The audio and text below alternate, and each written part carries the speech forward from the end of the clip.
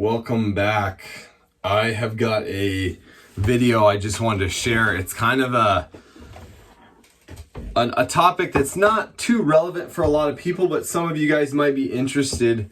I just got back from Alaska. I am an Alaskan outfitter and registered guide up there as well. So I do a lot of hunts in Alaska. I just got back guiding spring brown bear and grizzly bear up there. And one of the things that is really important as a guide up there, guiding big, dangerous game, big, giant bears that are really, really dangerous, is your rifle. Now, a rifle is not so much important for a guide when you're guiding sheep or moose, caribou, black bear, because the odds that you would have to back somebody up are pretty slim. Although it does happen, it is not the case with brown bear or grizzly bear. The odds that you're going to have to use your rifle are fairly high enough to where you need to have a good rifle that is equipped for dealing with big, dangerous charging bears at close range, and also, as a guy's perspective, further downrange. In that situation, say a client, a hunter, shoots a bear, maybe doesn't hit it the right way, and it's running, and a lot of these bears live in areas that are so thick in huge patches of alders, and it's running, and you as a guide need to make sure that bear has an ethical demise. The client has the harvest, and so you need to be able to make a shot on a wounded bear running away from you just as much as one running at you. So there's got to be a versatility in the rifle that you choose, as well as stopping power. I have used 5 different calibers up there. I started my guide career with a 338 Win Mag, and that is phenomenal for a number of reasons. To me, the 338 Win Mag is, in my opinion, probably the best North American hunting, all-around hunting round that you can get.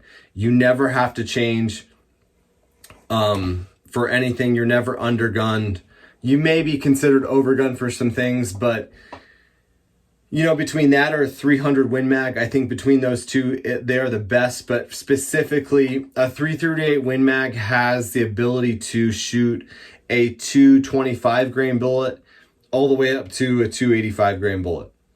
And for me, it was a really big deal to shoot it. I shot the 250 grain bullet out of the 338 Win Mag, and it's that good in between of going fast enough where I can make long shots on running bears, but with enough stopping power to a lot of people that bears up close.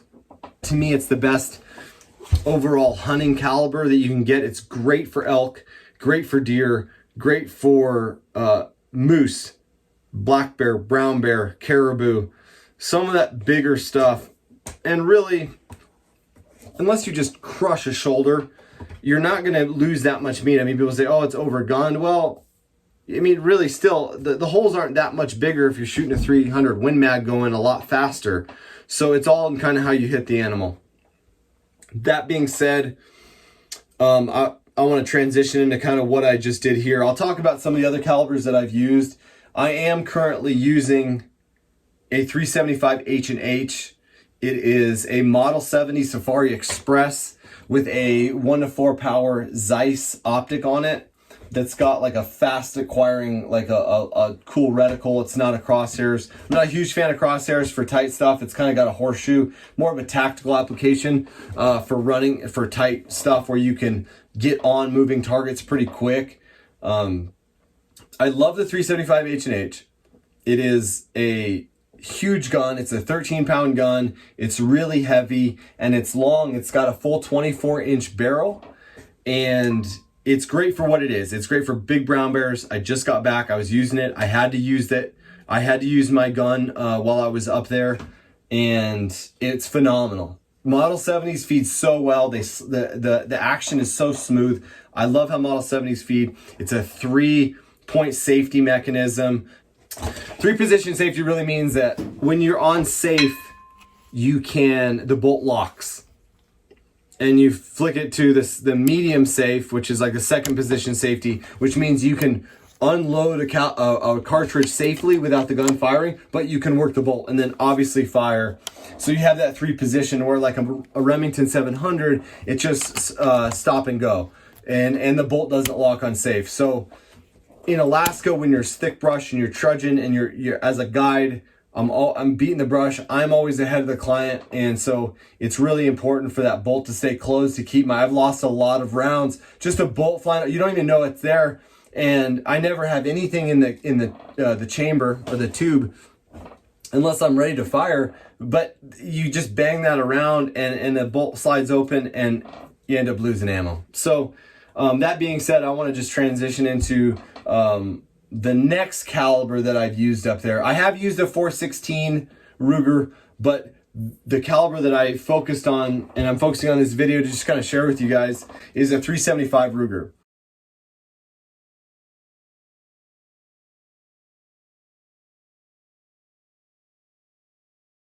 Now the 375 Ruger came out a few years ago, and it is a here's my build, and I'm going to go over that in a second.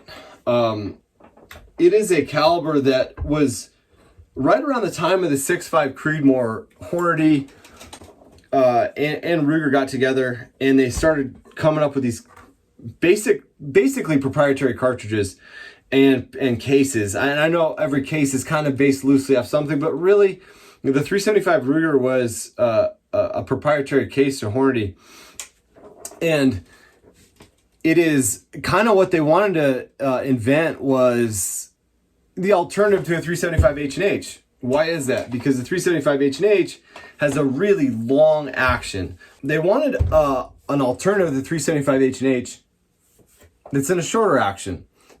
This is a 338 Win Mag in silver, and that is your 375 Ruger right there. So you can kind of see there is definitely a difference in girth, but the overall length of the cartridge is very similar. So whereas a 375 H&H needs that long action, much like a 300 Ultra Mag, or any of those cartridges that are based on the 404 Jeffries. So the Hornady invented, I'm just going to say that, invented the 375 Ruger and the parent case. Well, they realized that this case was so accurate, and this round had a lot of versatility, and became extremely popular up in Alaska and in Africa, where you need to have a bigger round. In Africa, they won't even let you hunt dangerous game without a 375 or larger caliber.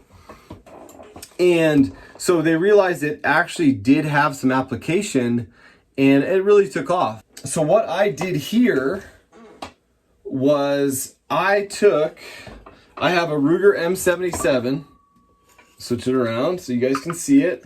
It is a Tang Safety basic, just a basic Ruger. Rugers are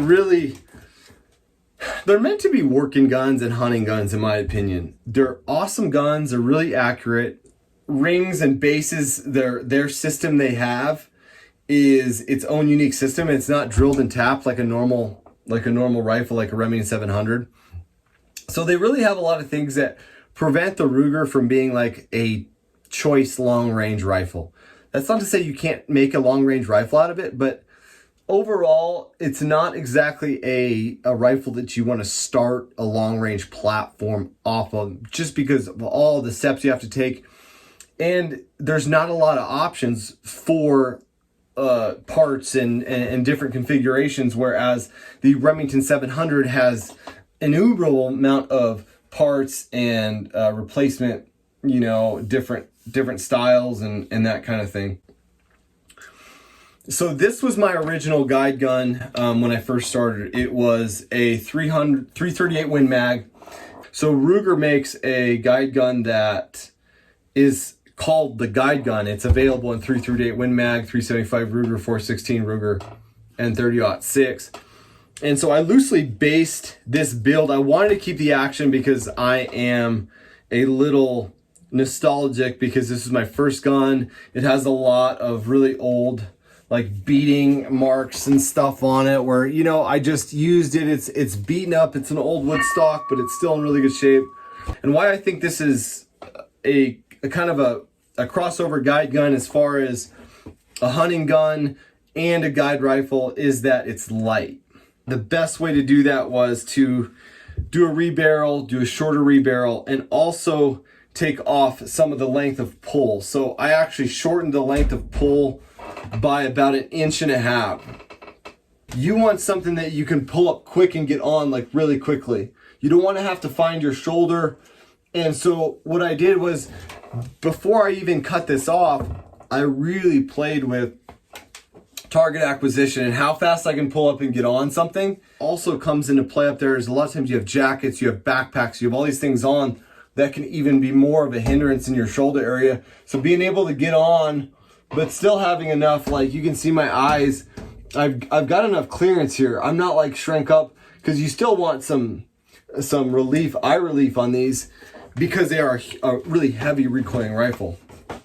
Without the scope, I got the gun down to 7 pounds.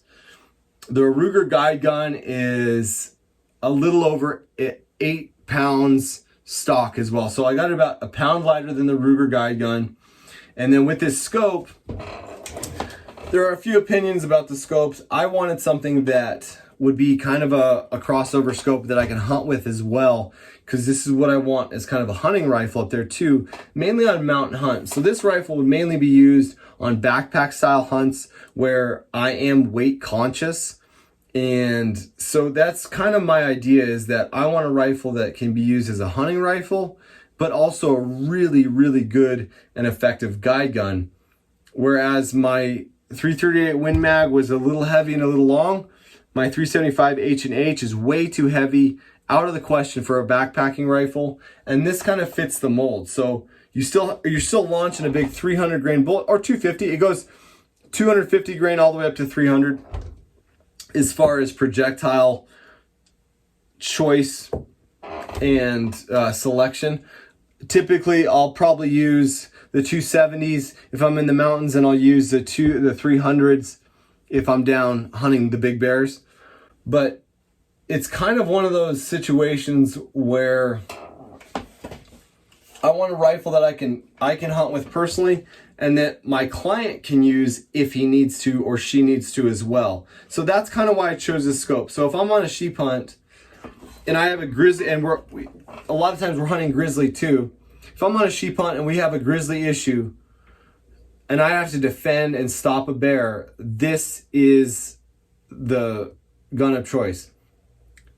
It has an effective range to where if my client drops his rifle off of a mountain and we need a backup rifle, this would be perfectly adequate for him. It's a 4.5 to 15, or is it 14? 4.5 to 14 Leupold 3X. It's a Boone and Crockett.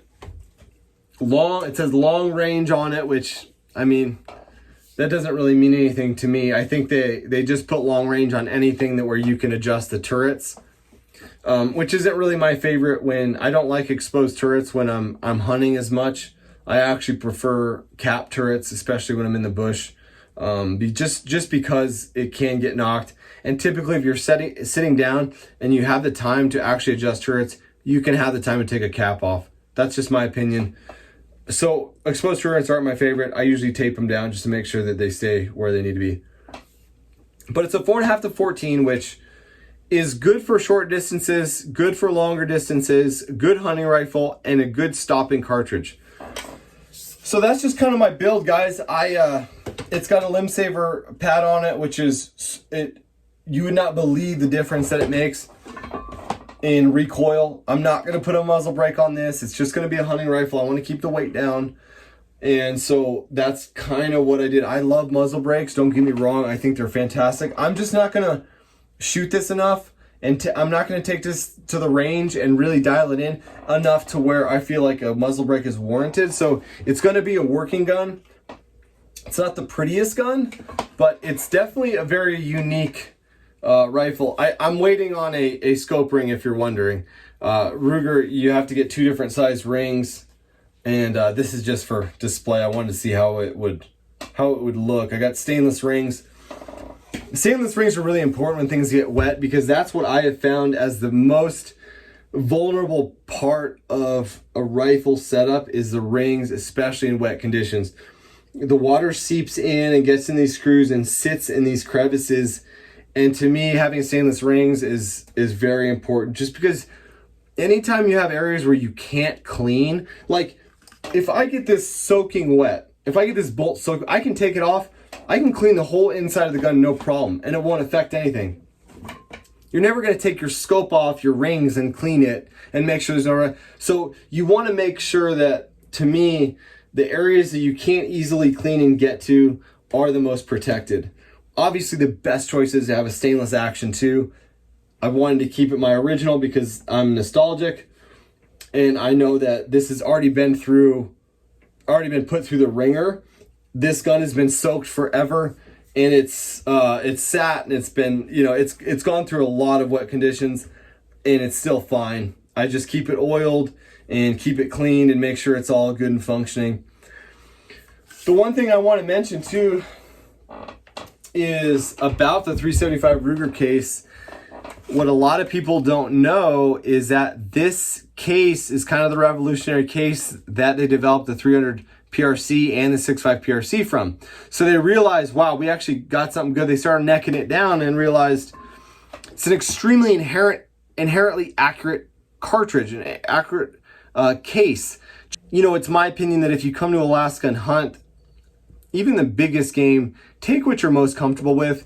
If you have a 300 Win Mag that you love, that's perfectly adequate for the biggest bears and the biggest moose. So don't confuse that. I love the 30 caliber just because the recoil and the weight capabilities now that you can get in the projectiles, because 10 years ago it was not a common thing to put a 200 grain bullet in a 300 Win Mag. Now it's very doable and very effective. So just something to think about, guys. Just wanted to share it.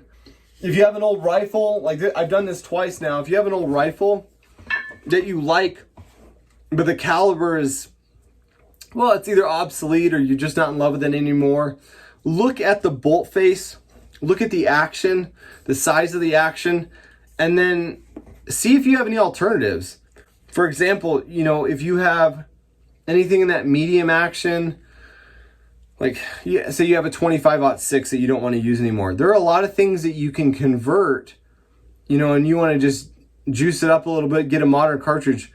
All you have to do is change the barrel out, talk to your gunsmith, ask him what the options are, and change your barrel out. And typically it's a pretty easy transition into a different caliber. I'm not like 100% proof barrel.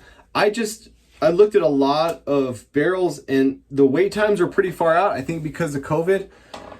And Proof had barrels really quickly. They ship them out really quickly. So I like what they do. They're really accurate barrels. They're also stainless. So, you know, as you can see, it's a stainless up front, but it's also a stainless barrel inside because it's stainless metal that's just wrapped in carbon. So that's also a pretty important part being in Alaska. You know, if you get things wet, you want a stainless barrel if at all possible. Not only does it last longer, the barrel life, but it is water resistant. So a stainless barrel just gives you that little bit of extra comfort and reliability, you know, in wet conditions. That being said, I haven't had that many issues with my blued guns either, but if you have a choice, that's my choice. So yeah, there it is. There's my 375 Ruger build. So yeah, that's it, guys. I hope you enjoyed it. If you have any questions or anything about these big game cartridges, I have a little bit of experience of how they operate and how they're effective on animals, especially bigger animals downrange. So I would strongly suggest, if you go to Alaska, to look into a bigger caliber if all you shoot is 6.5 Creedmoor like I do down the desert. All right, guys, have a good day. We'll talk later. See ya.